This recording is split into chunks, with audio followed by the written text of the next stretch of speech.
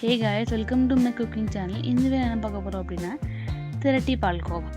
இதை 4 போல் ஈஸியாக பண்ணிடலாம். ஸ்டவ் ஆன் பண்ணிக்கோங்க,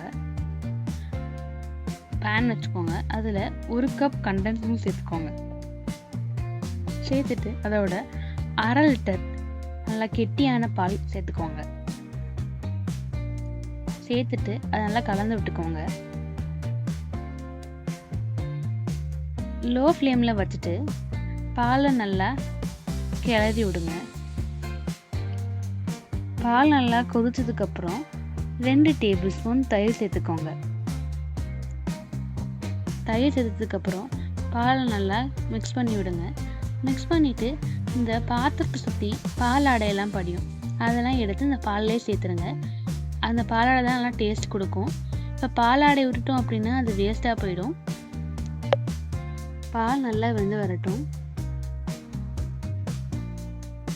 பால் நல்லா வெந்ததுக்கப்புறம் இந்த ஸ்டேஜில் 1 டேபிள் ஸ்பூன் நெய் சேர்த்துக்குவோம். சேர்த்துட்டு நல்லா கிளறி விட்டுக்கோங்க. பால் நல்லா அடிப்பிடிக்காமல் கிண்டிக்கிட்டே இருங்க. இந்த பால் நல்லா திக்காக ஆரம்பிக்கணும். இந்த கன்சிஸ்டன்சியில் 1 டேபிள் ஸ்பூன் நெய் கொஞ்சம் கொஞ்சமாக சேர்த்துக்கோங்க.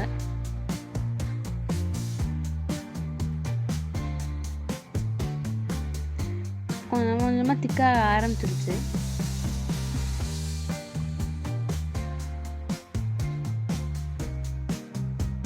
பார்த்தீங்களா, பார்த்தது நல்லா திக்காகுது. இப்போ மிக்சிக்கிற கொஞ்சம் டேபிள் ஸ்பூன் நெய்யும் சேர்த்துக்குவோம்.